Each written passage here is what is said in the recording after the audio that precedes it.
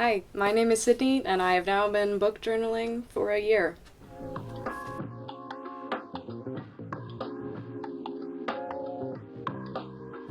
I started this book journal last August, so it's now September, turning into fall time, it's school time for everybody, and I just thought it would be kind of fun to reflect, go back, and see what I rated throughout the past year and all of the books that I read. Here's some background information about me because I have seen so many videos of people reading 10 books a month, 20 books a month.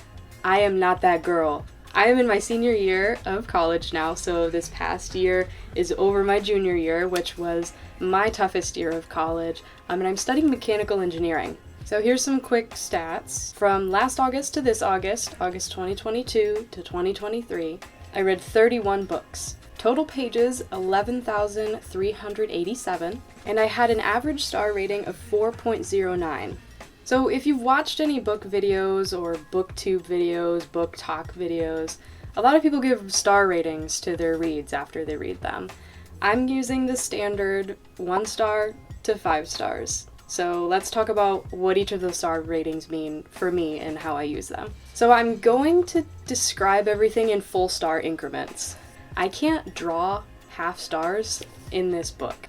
But in my mind, 4.25, 4.5, 4.75, I think about those things when I'm deciding the overall star rating. I just don't necessarily write it down in this journal. So I might say something is a high 4 stars, so maybe it's between a 4 stars and a 5 stars. It also helps if you use an app like Goodreads because you can really only do full star increments. A 5 star or 5 plus star for me is something that I would read again in a heartbeat. I was so obsessed with it, I can't stop thinking about it. It was a story that really resonated with me, and generally I end up recommending that to almost everybody I know. A 4 stars is something that I did really like, but maybe there were 1 or 2 things that didn't quite sit right with me, or I wish would have been a little different. Those aren't deal breakers for me, and I generally still have a really high opinion of the book when I'm done reading it. A 3 stars, which is something that I used only a couple times in this past year, is a book that I wouldn't necessarily be excited to read it again. A 3-star book is still something that I recommend and generally have a positive opinion of.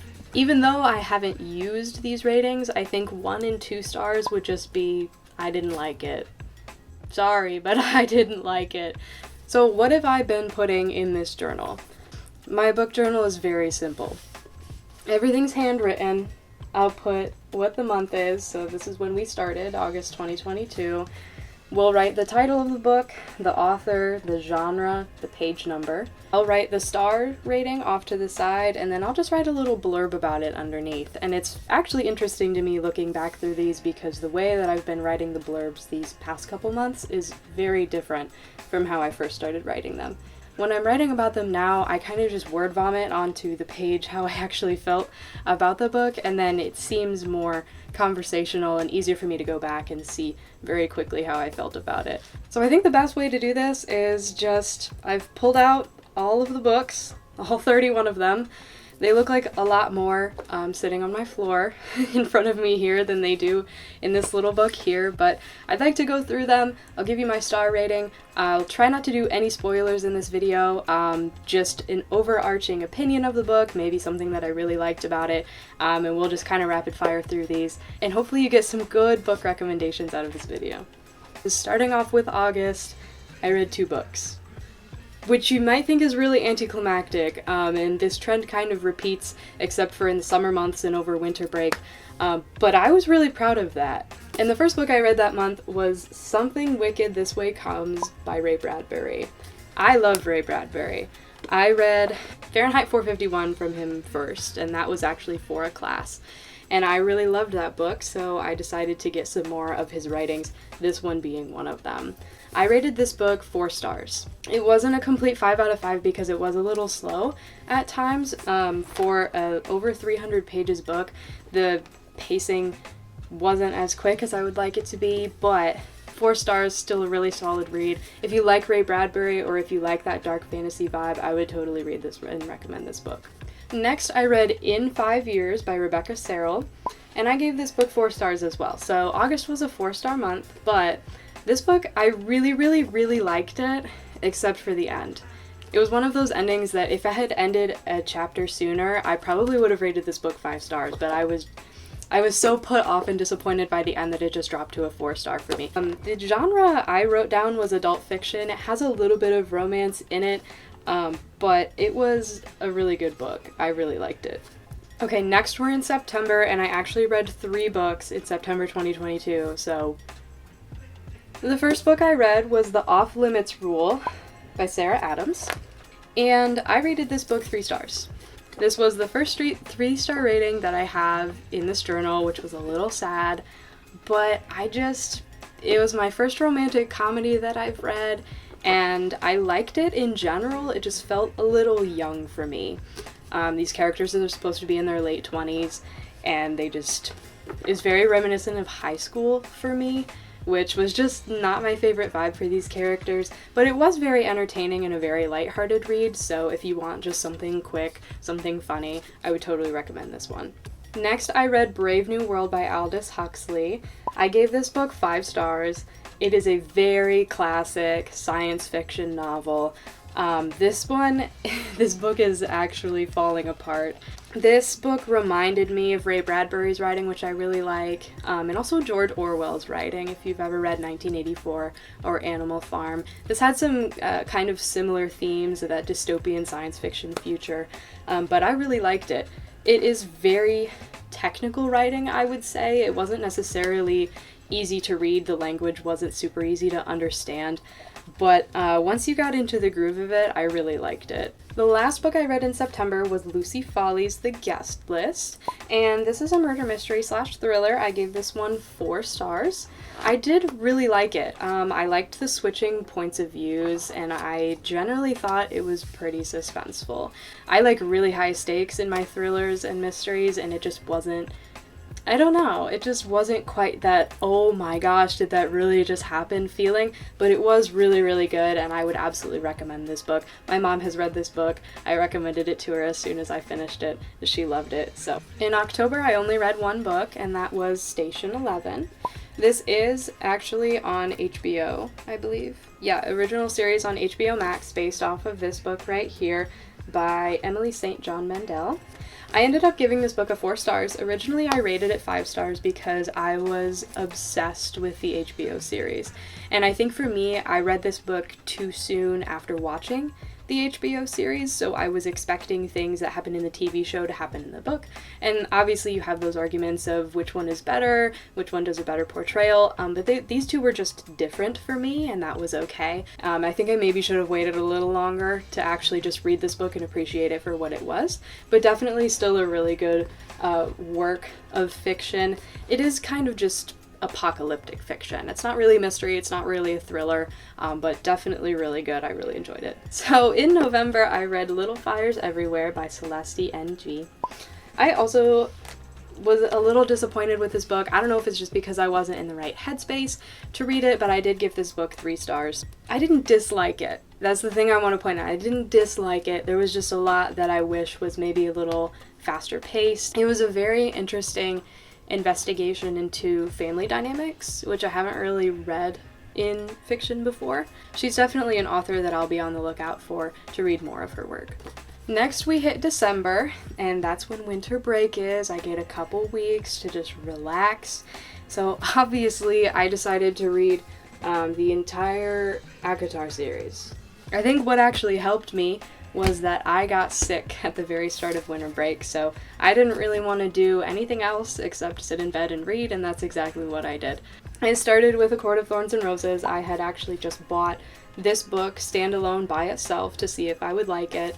I got about halfway through it and just went ahead and ordered the rest on Amazon. So I was having a really good time. I'm sure you've seen so many reviews on these books, so we are not going to go very in depth to them. Overall, I gave this whole series 5 stars. I loved it. I can't wait for more of these characters. Really enjoyed this main trilogy the most, but let's break it down into those stars. So, A Court of Thorns and Roses, I gave 5 stars. A Court of Mist and Fury, I loved so much. I actually invented a new star rating, which is 5+. Okay, so we're breaking the 5-star level here, but this is a 5+. I loved it. I loved it more than the first one, and by this point I was really flying through these books. A Court of Wings and Ruin, I also rated 5+. This book destroyed me emotionally. I really just had a great time reading it. A Court of Frost and Starlight, I would kind of classify this as like the novella in between the main trilogy and the rest of the books. I honestly thought it was a little unnecessary, so even though I did still really like all of the characters, I only gave this book 3 stars. Last but not least, A Court of Silver Flames. This book is massive, and I still managed to finish it in the month of December. I gave this one just a regular 5 stars, done with the 5+.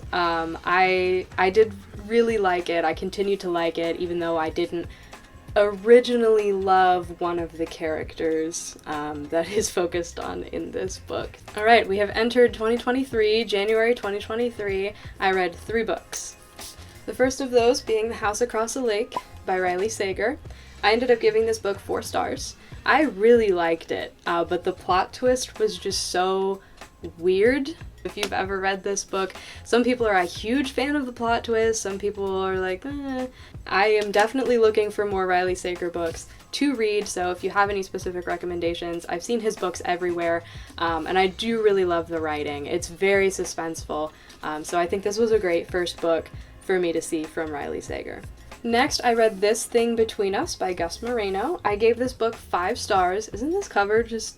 This is one of those ones that I hadn't really seen anywhere. I hadn't seen anyone talk about this author, but I just read the back and I was like, oh, this is actually really cool. Described as a horror, which I would kind of place it between horror and thriller. There wasn't anything like deep and gory Stephen King-esque. It wasn't like that, but it was very uncomfortable. I really like books and shows and movies that make me uncomfortable or make me think.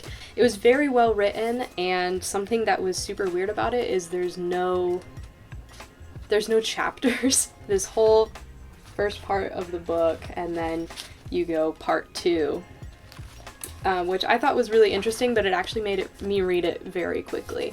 It was super weird. I wouldn't say that it's for everybody, but if you like weird, uncomfortable books, go ahead and look this one up.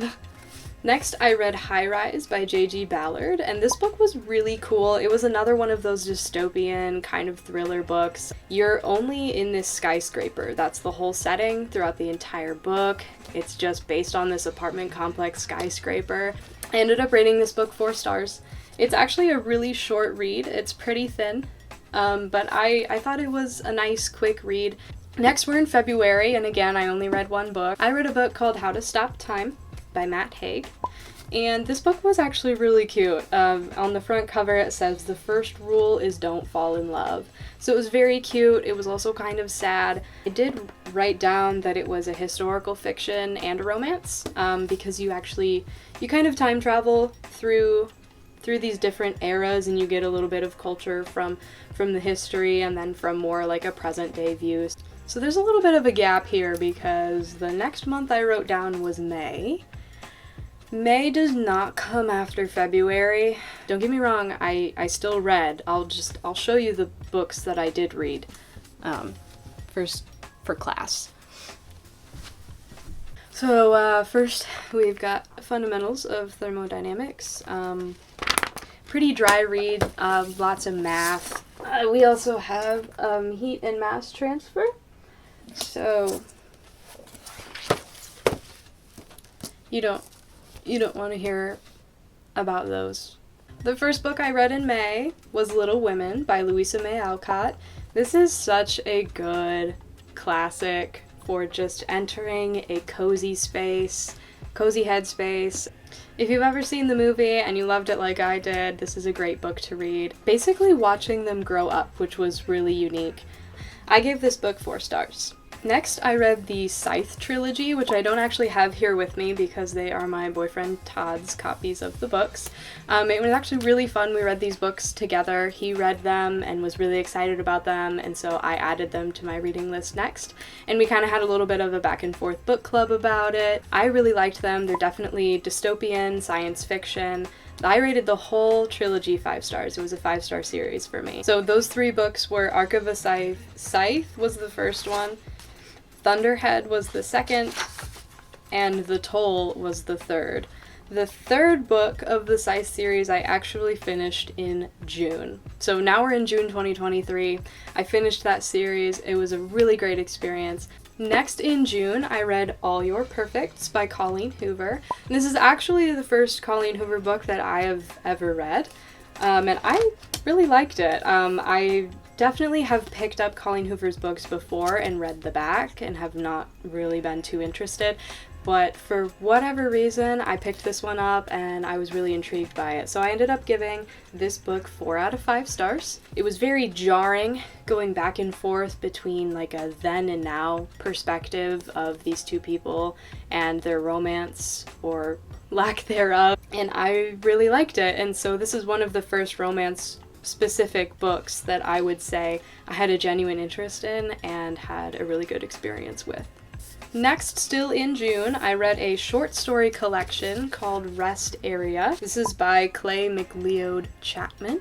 I love short stories. I haven't really talked about them before this June month, but when I am super busy or I feel like I can't sit down and read a whole series or anything like that, I like to break it up with short stories. And these are very short stories. I mean, this book is pretty thin, and I think there were 20 or so short stories in this whole book. So these were very quirky, very weird, uncomfortable. Some of them didn't even have any closure. You just kind of felt like you read into someone's mind for a little bit and then left, and that's all you got. The last book I read in June is called A Reliable Wife by Robert Goulrick. I ended up rating this 3 stars. It was a historical fiction. I thought it was going to be a little more thriller-ish, but it kind of just dropped off for me. I would say the first half, if I had only read the first half, this probably would have been a 4 or 5 stars for me. But after about the first half of the book, I just wasn't as invested anymore and it wasn't really going the direction I thought it was. Then we hit July. I read 4 more books in July, starting with Falling by T.J. Newman. I ended up rating this book 3 stars, so we have a couple 3 stars in a row. I was really intrigued by this book because it seemed like it was going to be a super high stakes thriller, and it just didn't have that effect for me. I was also really bugged about one of the characters' names. I couldn't take it seriously at all. I really like the premise of thrillers on planes, so I was really excited about this book, but it just fell a little flat for me. Next up in July, I read a thriller called Hopscotch by Rebecca York. And again, this is one of those books that I really, really loved the first half of and then just dropped it the second half. So I ended up giving this book 3 stars, but I've never seen this book anywhere. I picked this one up from my local library, had a book sale. Next, I revisited Lucy Foley at the Paris apartment. So this is the second one of her books that I've read.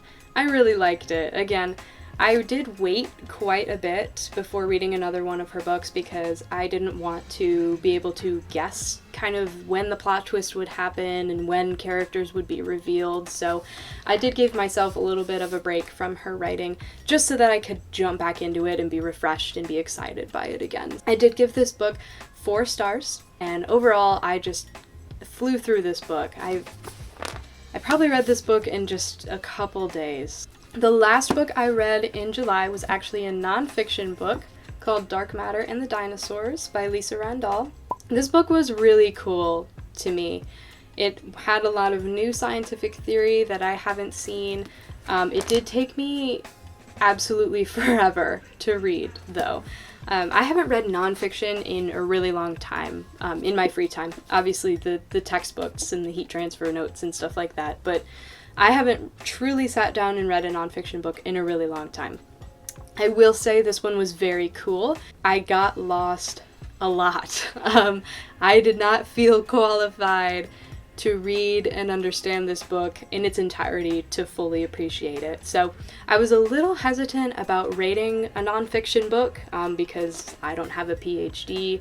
I don't really know anything about the space physics realms that they were discussing in this book. I did go ahead and give it a rating on just my overall impression and if I felt as though I could read it again. I did give this book a 3 stars, which I did still really like it, but it would be really hard for me to pick it up and read it again and be excited about it. Okay, we've come full circle, and it's a year later, and we're now in August 2023. So this is the last month I read 4 books in that last month of August 2023. The first one that I read in August was called Lost Key by Chris Niles. And this book was actually gifted to me by a coworker because her mom wrote it. And that was so cool to me. I have never been that closely associated with someone who has made a career out of being an author, and I was just so excited to read this book. I did end up giving this book 4 stars. I really, really loved it. It was actually an adventure thriller, which I was not expecting. There were very high stakes at some points, and the adventure and the action was actually really well written. So I could visualize this, and I don't normally say this, but I think that this would be a really good movie. So just the pictures that I got while I was reading this were really cool, and I would definitely recommend this book. Next, I read a story called When She Woke by Hilary Jordan. I ended up giving this book 5 stars. I really loved it. I would say that this is kind of a more modern retelling of The Scarlet Letter and The Handmaid's Tale kind of merged together. This is all said on the back of the book, but anytime someone commits a crime, they temporarily go to jail, but then they are chromed, their skin color is changed to match their crime. So our main character here, she was red because she was charged with murder. I did give this one 5 stars. I would not say that it's for everybody. The third book I read in August was called Leave the World Behind. This is by Rumaan Alam, and it's a literary fiction / suspense novel. It is pretty short, so I got through it pretty quickly. I rated this book 4 stars. I really liked it. Again, I thought it was one of those books that would be a little bit more thriller mystery-esque. You have no idea what's going on, neither do these characters, so you're kind of experiencing those feelings with them, which I thought was really unique. And the last but not least book that I read in August for this wrap-up was called The Thursday Murder Club by Richard Osman.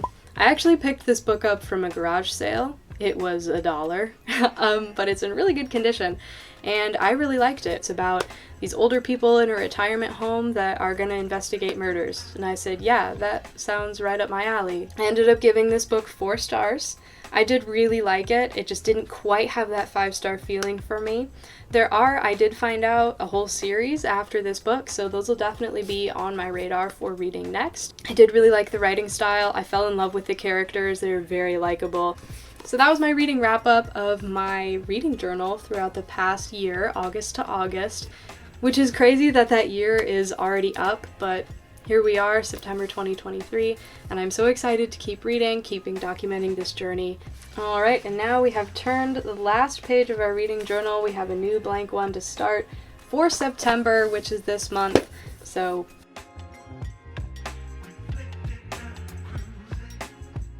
thank you so much for watching. I super appreciate it. Have a good day. Bye.